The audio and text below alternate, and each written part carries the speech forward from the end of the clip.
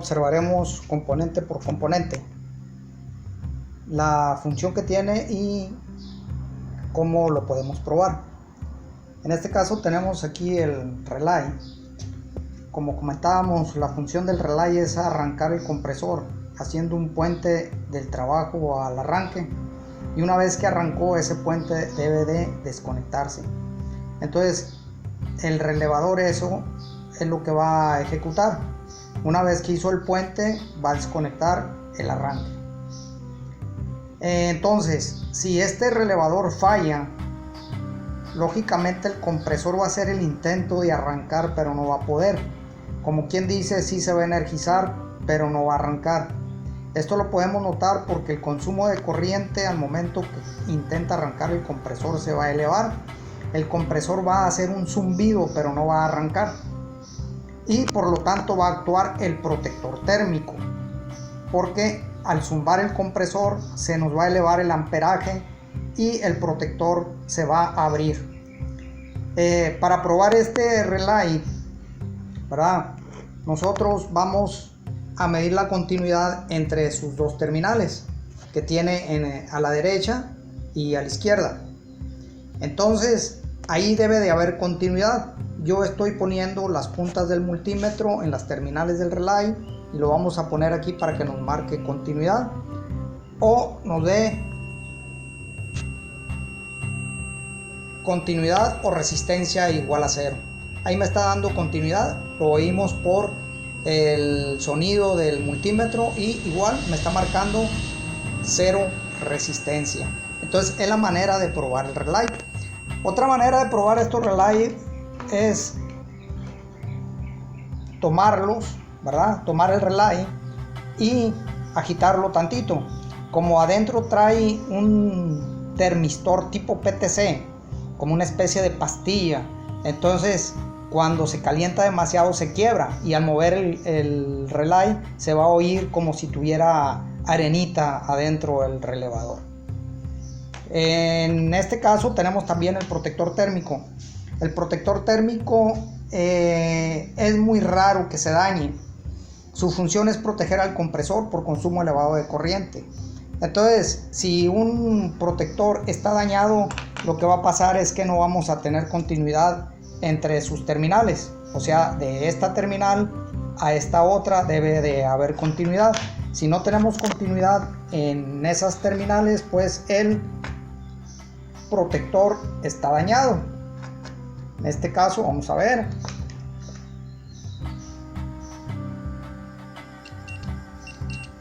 Ahí podemos observar, me está marcando continuidad, quiere decir que el protector está en buen estado. Si no me marca continuidad de la terminal donde entra el compresor, que es esta, y aquí es donde va el cable, si no hay continuidad, pues el protector está abierto y no sirve, hay que reemplazarlo. Si el relay está en mal estado, hay que reemplazarse. Si el protector está en mal estado, hay que reemplazarse. Si el relay está en mal estado, el compresor va a zumbar, pero no va a arrancar. Si el protector está abierto, el compresor no va a hacer ni intento de arrancar, como si no le estuviera llegando corriente. Capacitor de trabajo. Este capacitor, su capacidad se da en microfaradios. Específicamente este capacitor es de 12 microfaradios. Para poder probar este capacitor utilizamos también el multímetro, pero necesitamos un multímetro que mida capacitancia. Ponemos el selector en capacitancia y ponemos las puntas del multímetro en las terminales del capacitor y observamos la capacidad en microfaradios que nos da. Me está marcando 12.5 microfaradios y el capacitor es de 12, entonces podemos determinar que el capacitor se encuentra en buen estado. Un capacitor que me dé menos del 25% de su capacidad, es preferible desecharlo y sustituirlo. Si el capacitor falla, de la misma manera el compresor zumbaría, pero no arrancaría. Igualmente tenemos lo que es el termostato, ¿verdad? El termostato, si el termostato falla, nos va a presentar dos problemas el equipo. Uno de ellos es de que aunque esté enfriando perfectamente bien el refrigerador, el compresor siga funcionando sin detenerse, aún enfriando bien, ¿verdad? Porque si el refrigerador no enfría bien, lógicamente no va a cortar, pero no es culpa del termostato, no corta porque no está llegando a la temperatura de corte. Pero si está enfriando perfectamente bien y sigue trabajando continuamente sin detenerse, le podemos echar la culpa al termostato.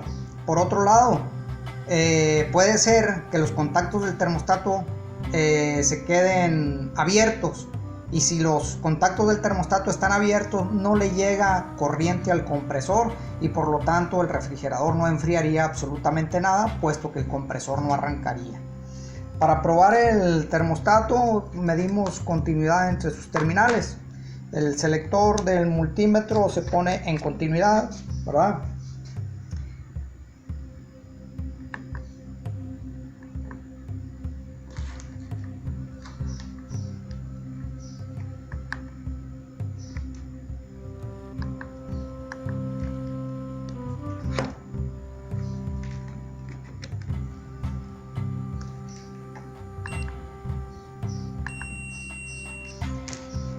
Y medimos las terminales del termostato.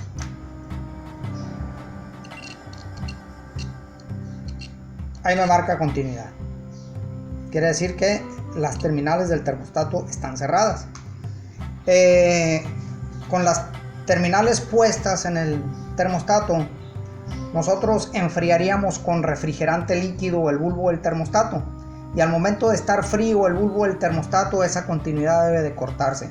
Si nosotros enfriamos el bulbo del termostato y la continuidad sigue marcando, quiere decir que ese termostato no va a abrir aunque el refrigerador esté frío.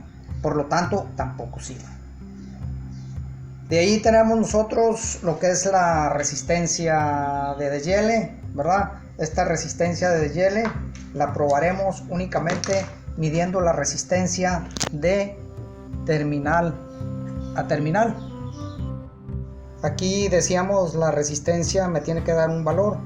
Me tiene que dar un valor de 25 ohms, de 40 ohms, de 70 ohms, dependiendo de la potencia que tenga dicha resistencia. Si la resistencia marca infinito, o sea, marca una resistencia infinita, quiere decir que esa resistencia está abierta, no va a prender, no sirve y por lo tanto habría que cambiarse.